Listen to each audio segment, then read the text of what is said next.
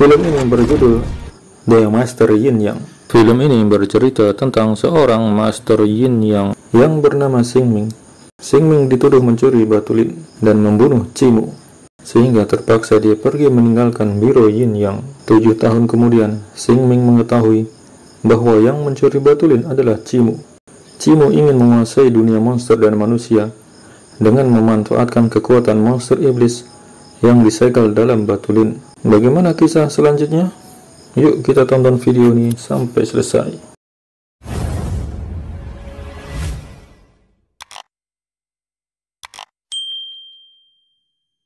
Film diawali dengan memperlihatkan para penjaga yang sedang berlarian. Mereka masuk dalam ruangan. Dalam ruang tersebut, tampak banyak orang tewas, dan ada seorang yang masih hidup. Orang yang masih hidup ini bernama Xing Ming. Kemudian pimpinan penjaga bertanya, apa yang terjadi? Xing Ming kemudian menjawab bahwa Cimu sudah tewas. Kemudian dia mengatakan, ada monster yang kabur dari ruang segel dan berusaha mencuri batu lin. Tapi sang pemimpin tidak percaya. Dia menuduh Xing Ming yang membunuh semuanya. Kemudian dia menyuruh penjaga menyerang Xing Ming. Tapi Xing Ming berhasil kabur. Datang sang ketua. Ketua tersebut bernama Baini. Kemudian dia mendapat laporan bahwa Xing Ming membunuh Cimu dan mencoba mencuri batu lin. Tapi ketua tidak percaya jika itu yang melakukan adalah Xing Ming. Kemudian dia melihat gelang bunga lonceng. Menurut cerita, manusia dan monster hidup berdampingan dengan harmonis sampai muncul monster iblis yang bernama Xiang Liu. Dia adalah ular berkepala 9. Dia membujuk monster lain untuk merusak dunia manusia. Master Yin yang bangkit melawannya. Dengan menggunakan pedang Tusan, mereka membunuh Xiang Liu. Sejak itu, dunia manusia dan monster terpisah. Tampak seorang pengawal kerajaan diperintahkan untuk mengantar upeti di luar tembok kota. Pengawal kerajaan ini bernama Yuan Boya. Di luar tembok kota sangat berbahaya karena banyak monster yang berkeliaran. Setelah keluar tembok kota, mereka masuk hutan. Tapi tiba-tiba, konvoi mereka diserang oleh monster. Terjadi pertarungan antara para pengawal dan monster. Ternyata, kemampuan Yuan Boya ini boleh juga. Dia berhasil mengalahkan monster yang berusaha merampoknya. Yang berusaha merampoknya adalah monster Celepai. Tiba-tiba muncul seorang pria. Pria tersebut ternyata adalah Xing Ming. Ternyata monster-monster tersebut adalah anak buah Xing Ming. Xing Ming kemudian memanggil monster-monster yang lain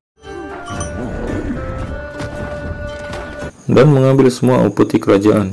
Hal ini membuat Yuan Boya marah. Tapi dengan mudah Xing Ming mengalahkannya. Monster-monster tersebut kemudian membawa upeti ke markas mereka. Di Biro Yin Yang, tampak monster burung gagak menyelinap masuk. Dia menghipnotis salah satu penjaga, dan penjaga tersebut menjadi jahat. Di ruang penjagaan batu lin, tampak para pengawal sedang membaca mantra. Sang master kemudian mengatakan bahwa ada masalah di ruang segel. Ruang segel adalah tempat untuk menyegel para siluman jahat yang tertangkap. Kemudian mereka pergi ke ruang segel. Di atas atap, 2 monster burung sedang mengintai. Kemudian monster burung tersebut masuk ke ruang batu lin. Ketika master datang ke ruang segel, dia melihat seorang penjaga sedang mengamuk. Ketika dia akan menyerang, tiba-tiba ketua datang dan menyandarkan penjaga tersebut. Kemudian ketua bertanya, siapa yang menjaga batu lin? Di ruang penjaga batu lin, siluman burung menghancurkan segel pelindung batu lin. Ketika mereka akan mengambil batu lin, ketua datang dan langsung mengaktifkan lagi segel pelindung. Namun salah satu monster burung berhasil membawa kabur batu lin. Para penjaga mengejarnya. Kemudian ketua mengejar dan memanah monster tersebut. Monster tersebut jatuh di tengah hutan. Di dekat monster tersebut kebetulan ada monster cerpelai yang sedang bermain. Kemudian salah satu monster cerpelai mengambil batu tersebut. Ketika monster burung akan merebutnya, tiba-tiba datang penjaga dari Biro Yin Yang. Batu lin jadi rebutan monster cerpelai. Salah satu penjaga dari Biro Yin Yang melihatnya. Kemudian dia pun menyerang monster Cepelai. Karena terdesak, salah satu monster Cepelai menelan batu lin. Tapi kemudian dia tersedak. Monster burung kembali ke markasnya. Dia memberi laporan kepada pimpinan. Pimpinan ini adalah seorang monster salju. Monster burung mengatakan bahwa setelah dia mengambil batu lin dari Biro Yin Yang, dia bertemu dengan 3 monster Cepelai. Dan monster Cepelai tersebut mengambil batunya. Kemudian monster burung tersebut dihukum mati karena gagal. Keesokan harinya, monster Cerpelai yang menelan batu lin dibawa pulang oleh temannya. Kemudian Xing Ming menanyakan kepada mereka, apa yang terjadi? Salah satu monster Cerpelai menjelaskan bahwa dia menelan sesuatu. Xing Ming memeriksanya. Tiba-tiba, dia melihat ilusi dan mendengar suara yang mengatakan, batu lin akhirnya lepas dari genggaman Biro Yin Yang. Kau harus membantuku keluar ke dunia. Xing Ming terkejut mendengarnya. Dia kemudian menyegel monster cepelai tersebut dalam sebuah ruangan. Datang dua orang gadis, nggak tahu ini monster atau manusia. Dia bertanya pada Xingming, apa yang terjadi? Xingming kemudian mengatakan, awasi para cepelai, aku akan ke dunia monster. Di Biro Yin Yang, para master mengadakan pertemuan. Master Shichan mengatakan sejak Batu Lin hilang, ruang segel terus mengalami kekacauan. Dia juga mengatakan para monster Xingming yang mencuri Batu Lin. Ini semua terjadi karena ketidaktegasan ketua untuk menangkap Xingming 7 tahun lalu. Sang ketua kemudian mengatakan, dia punya keputusan sendiri mengenai Batu Lin. Dari tadi mereka memperebutkan Batu Lin. Jadi sebenarnya apa sih Batu Lin ini? Dari ingatan ketua Baini, dapat diketahui bahwa ratusan tahun lalu, para ketua di Biro Yin Yang membunuh monster iblis, Xiang Liu. Xiang Liu adalah monster ular yang mempunyai 9 kepala. Meskipun tubuh fisiknya hancur, kekuatannya sulit dilenyapkan, maka dimurnikan menjadi Batu Lin. Jadi Batu Lin adalah kekuatan murni dari monster terkuat di dunia. Ketua Baini dan Xingming sejak kecil dilatih untuk menjadi penjaga Batu Lin. Mereka berlatih merapal mantra perlindungan untuk menyegel Batu Lin. Mereka dilatih oleh Cimu. Namun ketika sedang merapalkan mantra, Xingming mendengar suara-suara yang mempengaruhinya. Suara itu memintanya berhenti merapalkan mantra perlindungan. Ternyata Xingming ini adalah manusia setengah monster. Xingming tidak dapat mengendalikan dirinya. Kemudian Cimu mendekatinya dan merapalkan mantra untuk menyadarkan Xingming. Dan sekarang Cimu ternyata sudah meninggal. Setelah dirampok, Yuan Guya pulang dan melaporkan kejadian ke atasannya. Ia meminta izin agar ke Biro Yin Yang untuk menangkap monster pencuri dan membawa kembali upeti. Tapi atasannya marah dan mengatakan bahwa semalam masalah besar terjadi di Biro Yin Yang. Mana mungkin mereka sempat memikirkan masalah upeti. Dia kemudian memerintahkan bahwa Yuan Boya dibebas tugaskan untuk penyelidikan. Jika tidak membayar ganti rugi, dalam 3 hari asetnya akan disita.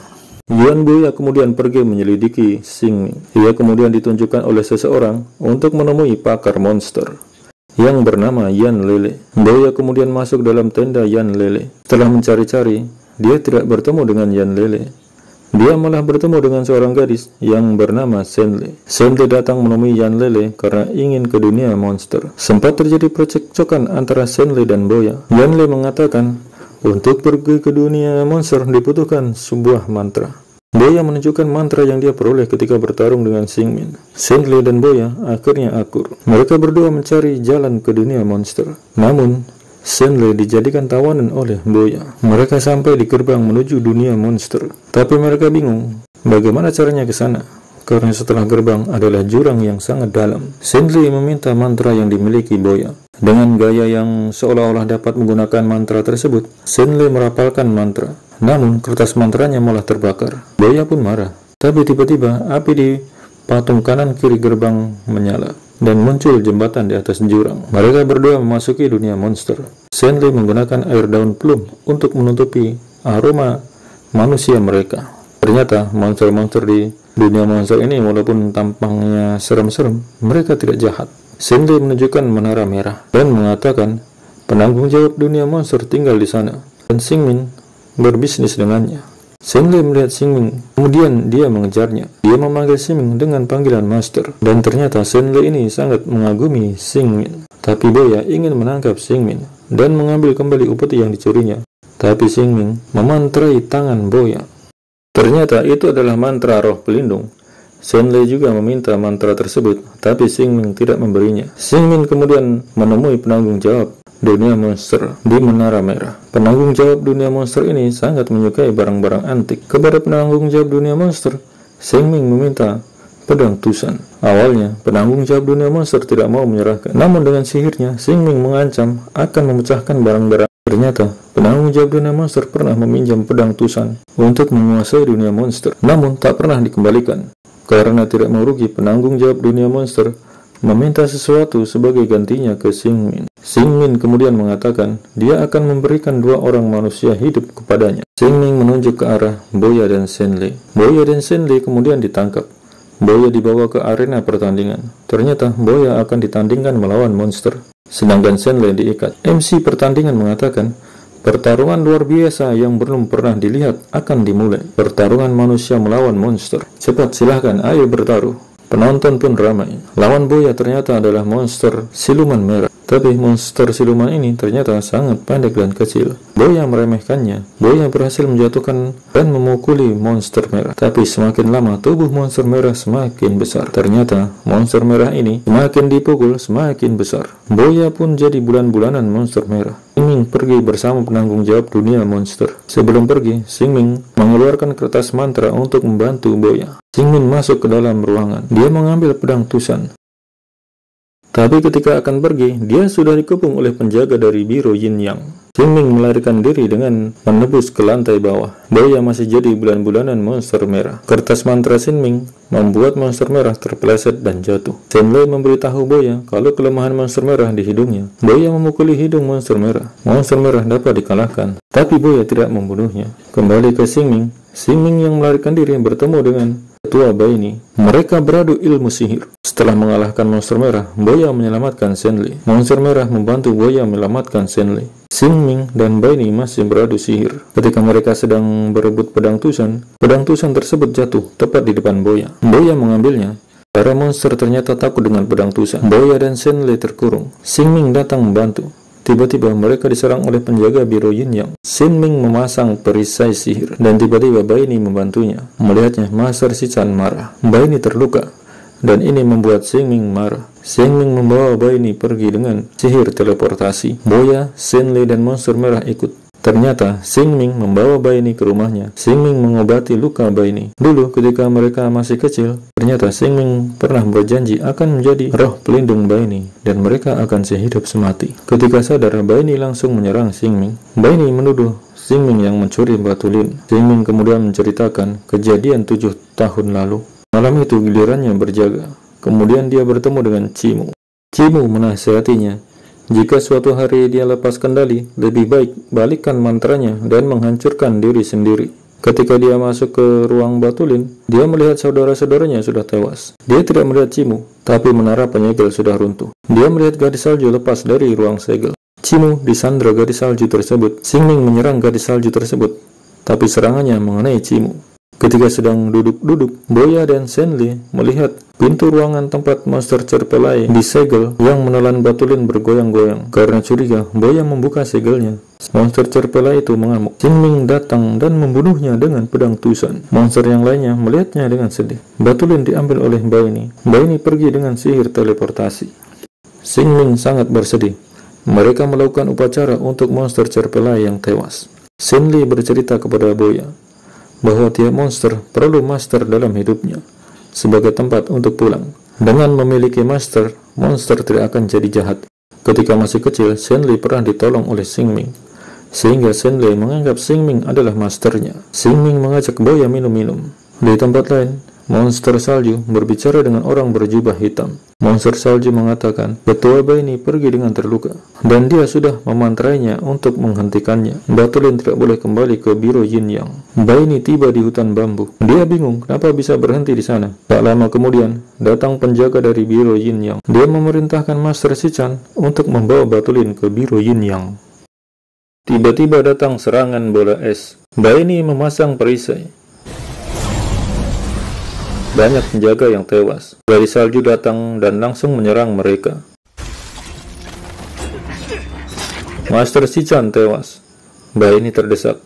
Datang Xingming menyelamatkan Baini. Gadis salju melarikan diri. Xingming ingin mengejar gadis salju tersebut. Tapi sebelum pergi, Baini meminta maaf kepada Xingming karena tidak percaya padanya. Baini mengatakan, jika semuanya sudah selesai, dia akan mengembalikan gelang bunga lonceng. Xingming mengatakan, tanpa gelang itu pun, kau tetap masterku. Xingming mengejar gadis salju. Gadis salju ini ternyata sudah menunggu Xingming. Mereka bertarung. Xingming berhasil mengalahkannya. Sebelum tewas, gadis salju ini mengatakan bahwa masternya sudah berhasil, karena dia hanya mengalihkan perhatian Xingming. Dia juga mengatakan bahwa Cimu adalah masternya. Xingming mengatakan malam itu Cimu tewas di depan matanya. Gadis salju mengatakan itu hanya ilusi. Ternyata 7 tahun lalu yang membebaskan gadis salju dari ruang segel adalah Cimu. Ketika Xingming pergi untuk mengejar gadis salju, datang pria berjubah hitam mendatangi Baini. Pria ini ternyata adalah Cimu. Dengan dibantu oleh monster tangan, dengan mudah Cimu merebut batulin dari Baini. Bayi ini pun pingsan. Cimu memasukkan batu lin ke tubuhnya. Seketika tubuhnya berubah dan kekuatannya meningkat. Monster tangan pun menjadi raksasa. Dengan menaiki monster tangan, Cimu pergi ke dunia monster. Kemudian dia mengendalikan para monster. Di rumah Xingming, para monster sedang bersiap-siap.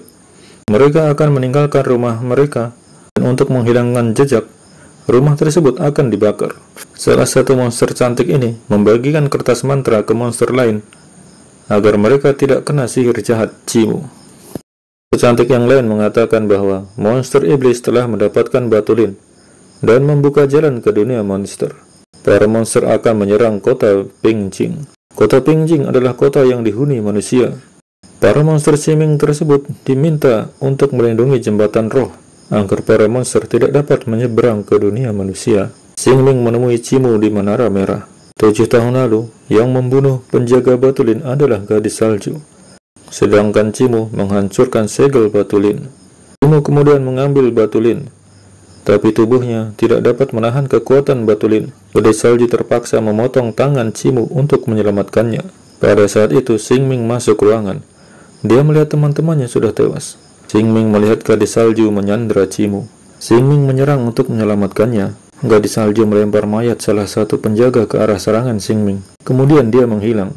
Sehingga pada saat itu, Xingming mengira bahwa Cimu tewas kena serangannya.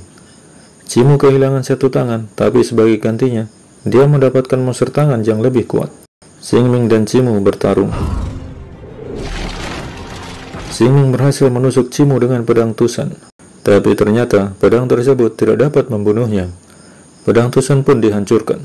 Di jembatan roh, monster anak buah Xingming dengan monster yang akan menyerang kota Pingjing sedang berhadapan. Monster tikus menggigit bawah jembatan untuk merobohkannya. Salah satu monster cantik berubah jadi pohon sakura. Ternyata dia adalah monster pohon sakura. Mereka menaiki pohon sakura tersebut. Mereka melihat ribuan monster sedang berjalan melewati jembatan. Wah, ini perang yang sangat tidak seimbang. Mereka akhirnya berperang. Awan hitam memasuki kota Pingjing. Zenli terjatuh di tengah-tengah para monster. Boya membantunya. Monster merah menolongnya. Tiba-tiba para monster berhenti menyerang. Ternyata Cimu datang dan membawa Xingming yang sedang terluka. Xingming ditusuk dan dibuang ke jurang. Para monster anak buahnya bersedih dan melihat ke bawah jembatan. Monster Sakura mengatakan, jika Master pernah berpesan, jika suatu hari nanti dia tewas, kalian boleh pergi sesuka kalian. Tak perlu mati bersama. Boya kemudian mengatakan, pulang juga tak ada gunanya. Lebih baik mati di sini. Mereka kemudian membentuk barisan siap berperang kembali.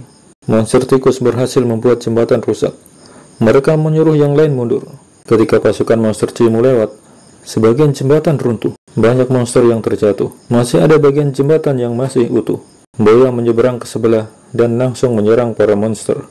Mereka berusaha menghancurkan jembatan kembali. Monster merah menyelamatkan Boya. Dia melemparkan Boya ke seberang. Monster merah melompat ke atas dan jatuh tepat di bagian jembatan yang belum hancur. Dan bagian tersebut pun hancur. Jembatan roh terputus. Monster merah jatuh ke jurang. Ketika jatuh ke jurang, Xingming bertemu dengan jiwa monster Xiang Liu. Xiang Liu meminta Xingming bersatu dengannya dan menggantikan Cimu. Karena hanya Xingming yang bisa membangkitkan kembali Xiang Liu. Cimu menggunakan monster tangan untuk menghubungkan dua sisi jembatan.